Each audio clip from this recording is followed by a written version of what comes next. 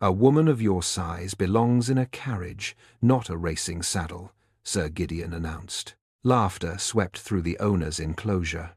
Arabella Finch stood in a brilliant blue riding habit, while a steward removed her name from the Royal Spring Race. "Her Grace may watch beside the grooms," Gideon continued. "They are accustomed to handling heavy burdens." Across the paddock, Duke Marcus prepared to mount Crownfire, the fastest stallion in England.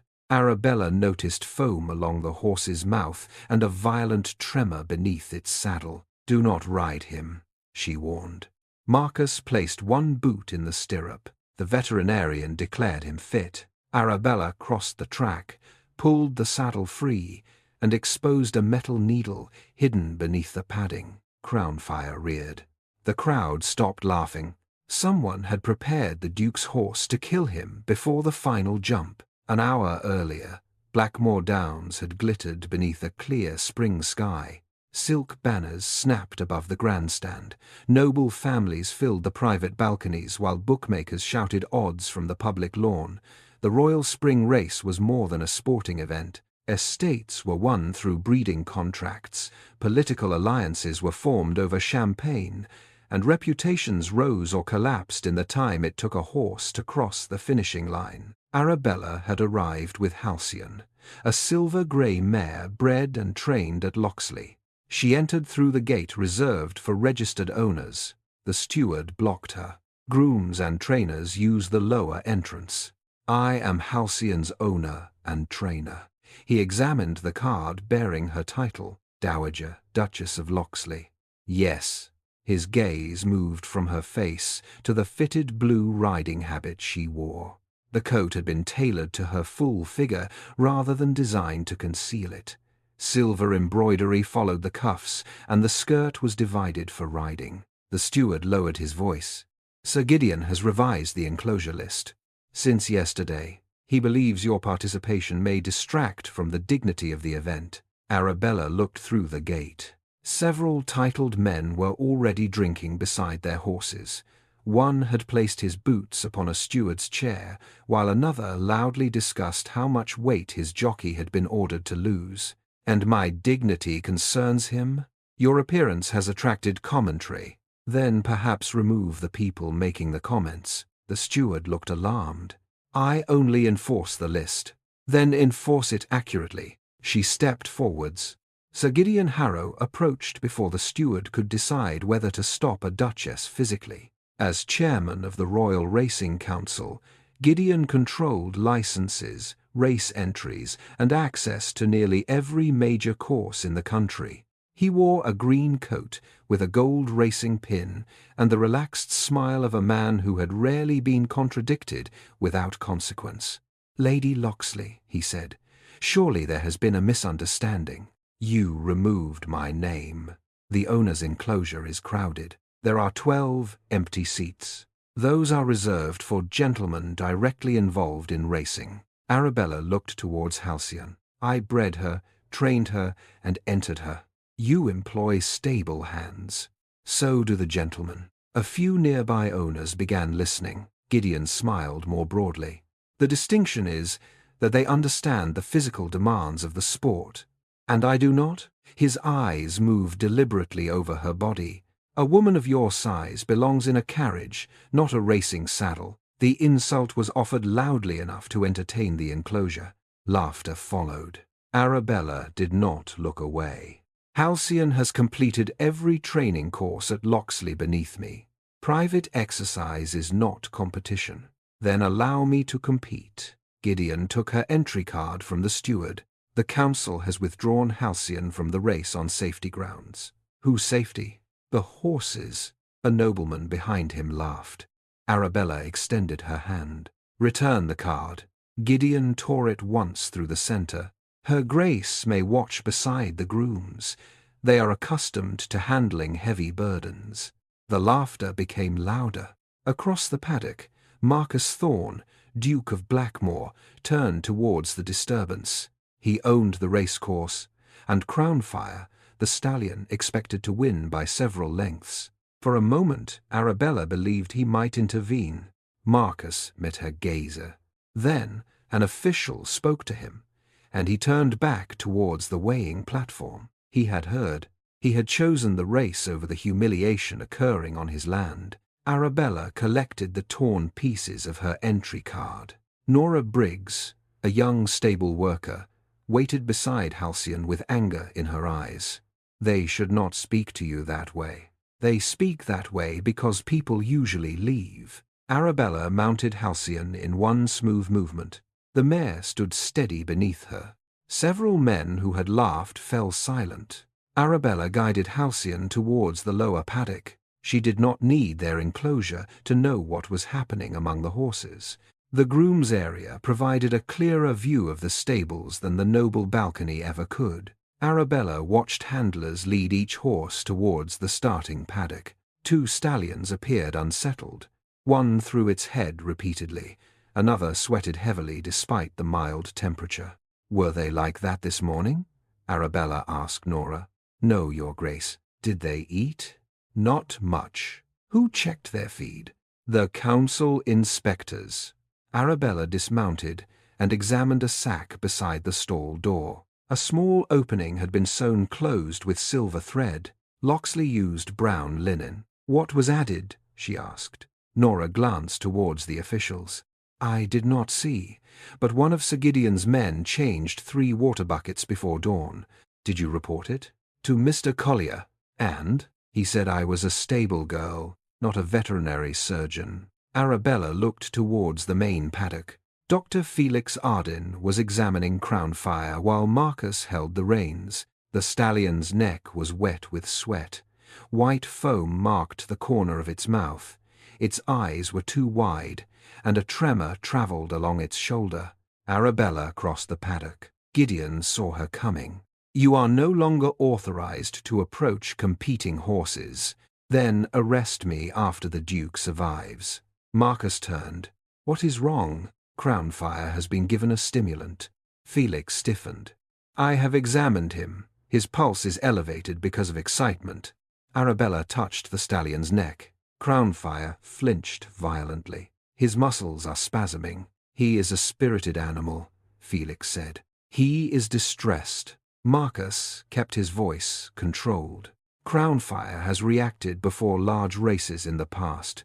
Not like this." Gideon stepped between them. "Your Grace, Lady Locksley, has already been removed from the competition. Her judgment may not be entirely impartial." Arabella looked at Marcus. "Take off the saddle. The start is in 10 minutes. Then you have time." Felix shook his head. "Removing it now may agitate him further." Arabella noticed a small stain beneath the saddlecloth. She reached for the girth. Gideon caught her wrist.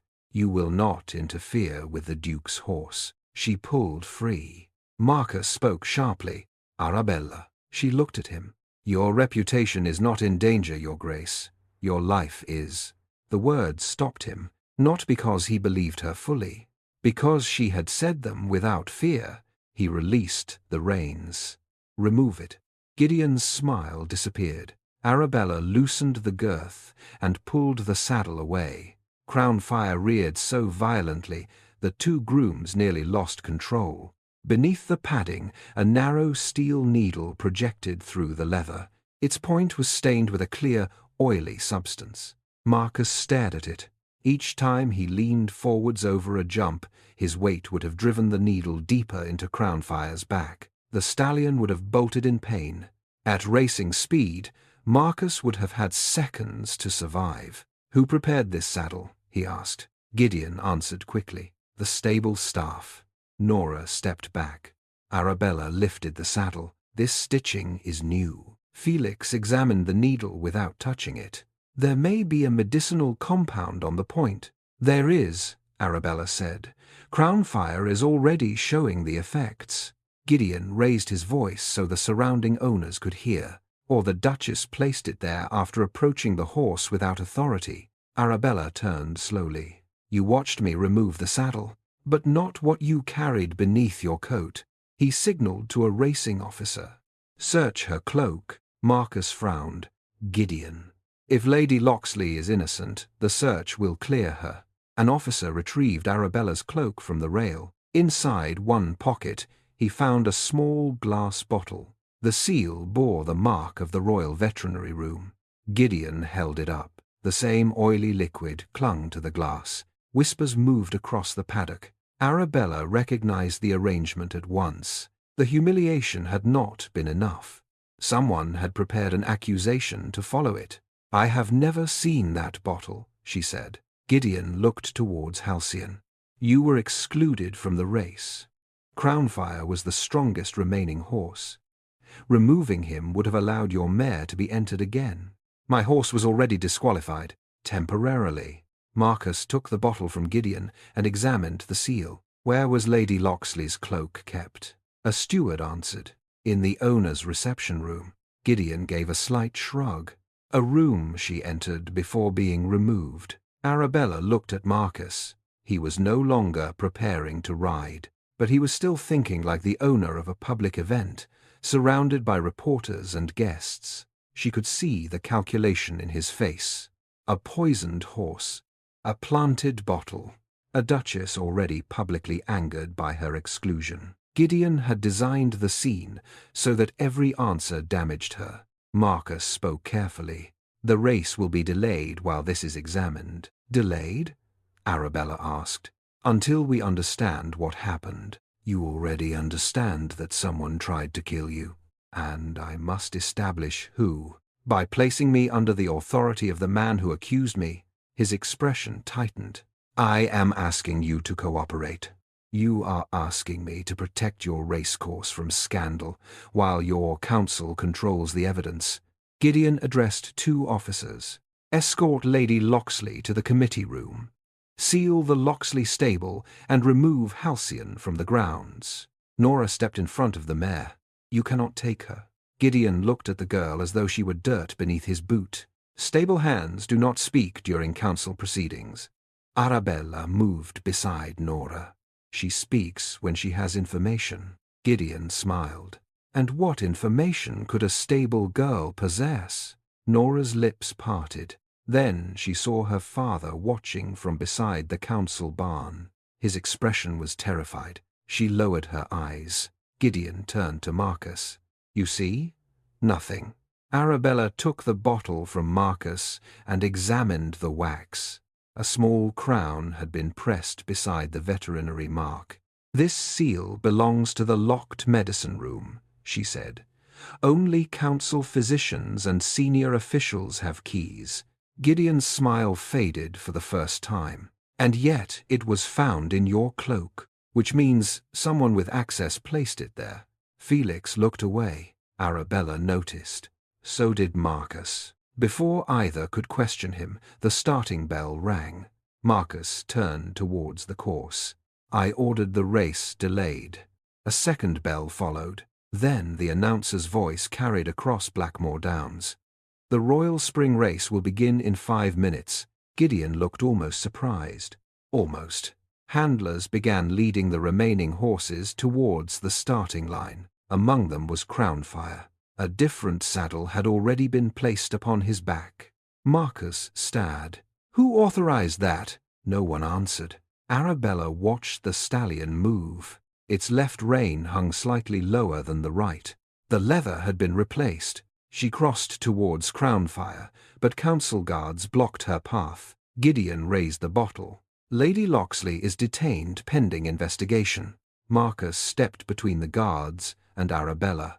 "No one detains her until I have inspected that bridle." From the grandstand, the crowd began chanting Crownfire's name. The Duke's public reputation had become the weapon Gideon intended to use against him. If Marcus withdrew, the council would call him afraid. If he rode, the second trap was already waiting. Arabella looked towards the final water jump.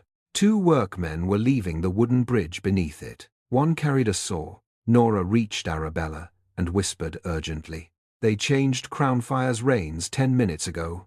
Arabella watched the horse toss its head. The altered leather stretched near the buckle. It had been weakened.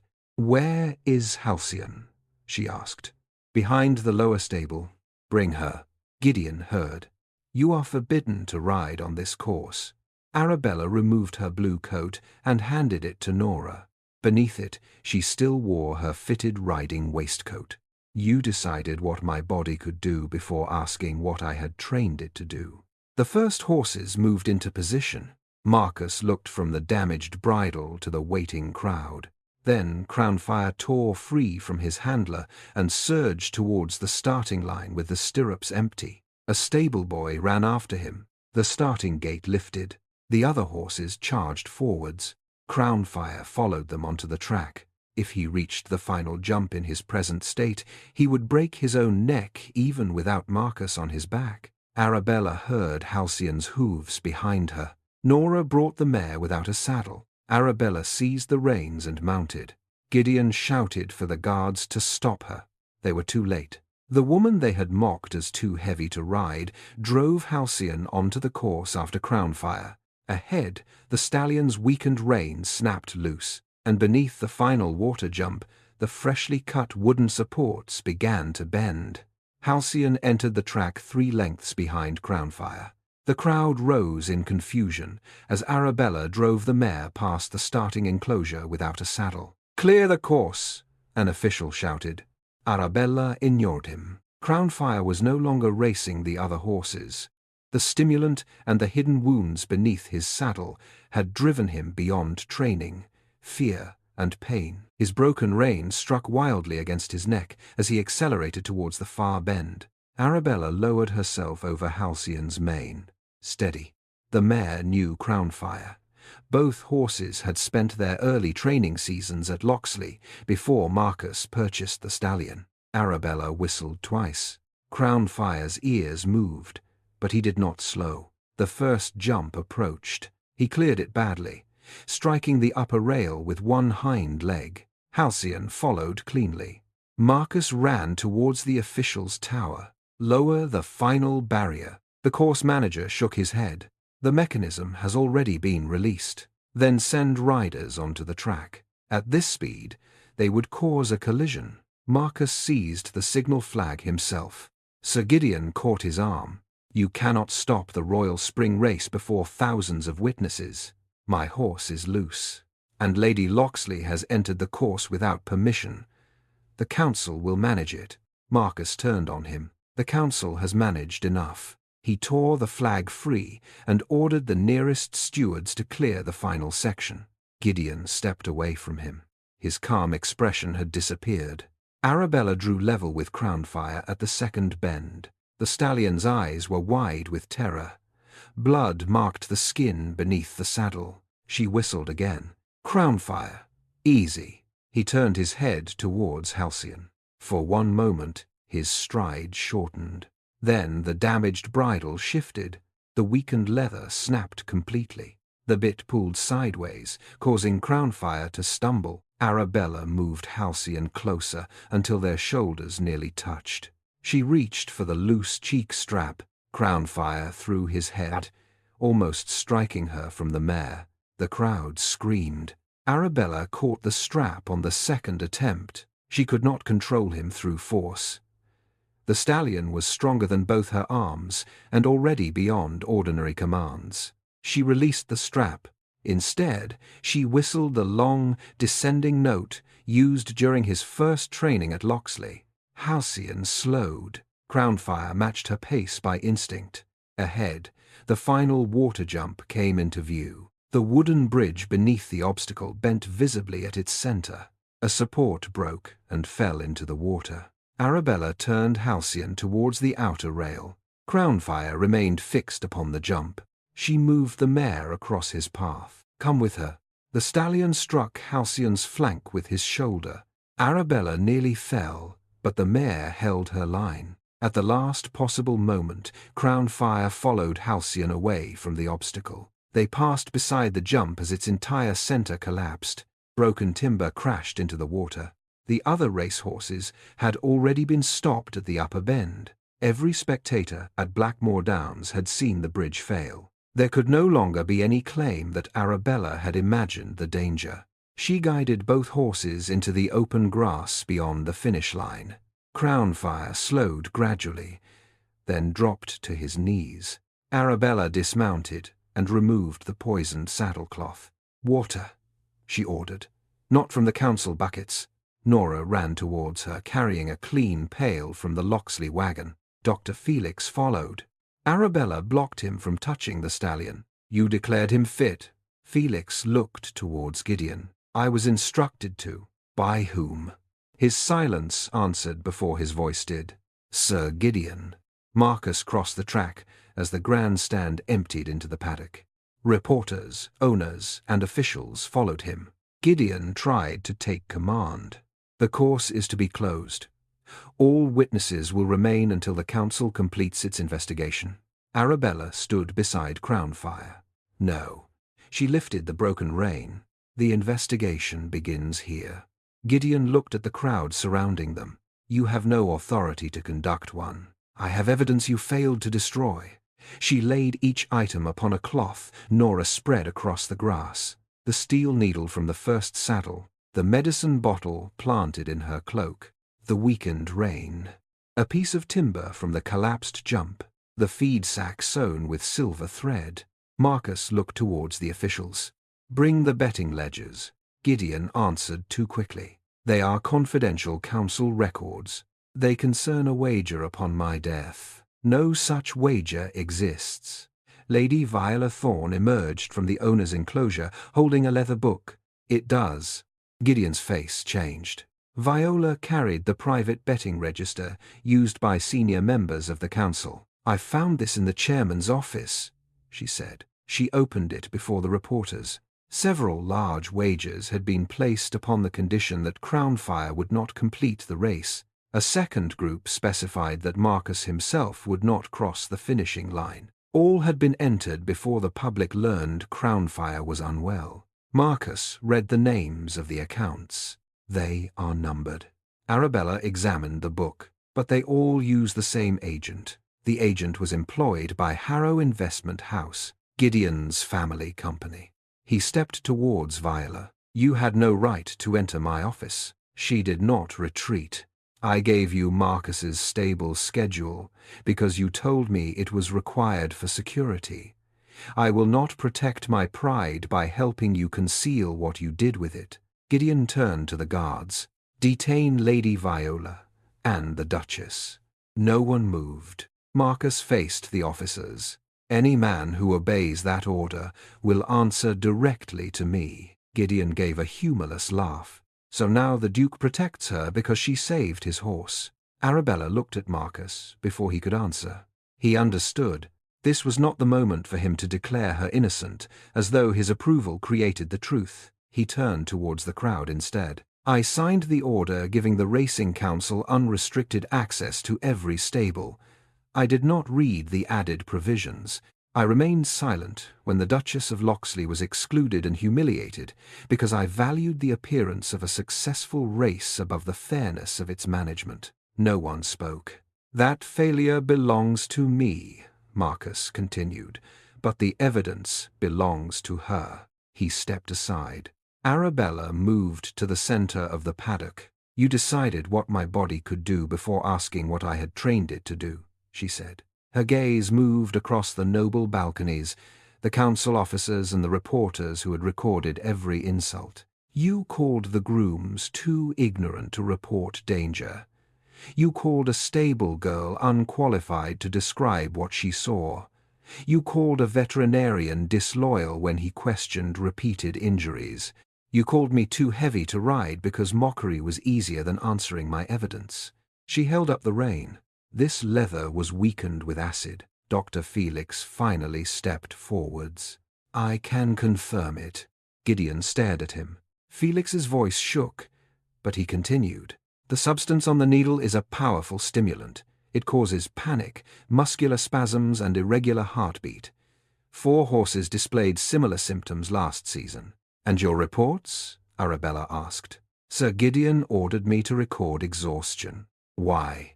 "He threatened to revoke my license." Nora approached with a folded statement. "My father and I saw councilmen changing water buckets before dawn. One of them entered Lady Locksley's dressing room with the veterinary bottle. Her father stood behind her, pale but determined. I saw it as well." Gideon reached for the statement. Nora pulled it away. I made 3 copies. The stable workers surrounding her closed ranks. For years, the council had treated them as invisible. Now their invisibility had made them witnesses to everything. Gideon attempted to leave through the carriage lane. Marcus's guards did not stop him first. The grooms did. They blocked the road with feed carts and led frightened horses across the gate. Inspector Rowan of the County Constabulary arrived after examining the collapsed bridge. His officers had found fresh saw marks, council tools and payment notes issued from Harrow Investment House. Gideon was arrested for attempted murder, fraud, unlawful betting and deliberate cruelty to animals. As the officers took him away, he looked back at Arabella. You believe one public performance will make them accept you? She stood beside Halcyon in her torn blue riding habit. I did not ride for their acceptance. The Royal Spring Race was cancelled. Arabella refused the council's proposal to declare Halcyon the winner. My mare did not enter a fair race, she said. I will not accept a trophy from a fraud. Within weeks, the Royal Racing Council was dissolved. The investigation uncovered years of manipulated odds, falsified veterinary reports, and deliberate injuries disguised as accidents. Dr. Felix retained his license after testifying, but he was required to serve under independent review. Viola publicly admitted that she had dismissed Arabella's objections because she believed comments about appearance were harmless. They were not harmless, she said. They taught us whose warning could be ignored. Arabella established the Independent Racing Safety Authority. Stable workers received the right to stop a horse from competing. Veterinary reports could no longer be altered by owners or betting officials. Every saddle, bridle, and feed supply had to be inspected in the presence of the people who cared for the horse directly. No competitor could be excluded from ownership or training decisions because of sex, body shape, or social background. Marcus placed Blackmore Downs under the new authority before any other racecourse agreed to do so. The first inspection closed half his stables for poor ventilation. He accepted the ruling without complaint. 6 months later, Marcus arrived at Loxley before sunrise. He wore a plain riding coat and brought no attendants. Arabella found him in the stable yard attempting to saddle a chestnut gelding. You have fastened the girth incorrectly, she said. He immediately loosened it. I believed it was secure. You believed the same thing about your racing council. That comparison is severe. It is accurate. He corrected the strap and waited. Anything else? You are standing too close behind him. Marcus moved. Arabella examined the saddle again. Better. May I join your morning ride? That depends. Upon my ability? Upon whether you expect the horse to obey before it trusts you. Marcus looked towards her. That is a habit I am trying to correct in more than one relationship. Arabella's expression softened, though only slightly. She mounted Halcyon. Marcus climbed onto the gelding and followed her towards the open fields. At the gate, he waited for her to choose the path. Months earlier, he had watched society reduce her to a joke and remained silent. Now he understood that respect was not praise offered after a rescue. It was listening before the danger became visible. Arabella guided Halcyon onto the northern trail. Marcus rode beside her, not ahead. 2 horses moved across the morning fields at an equal pace, and for the first time, neither rider needed the crowd's permission to know exactly where they belonged.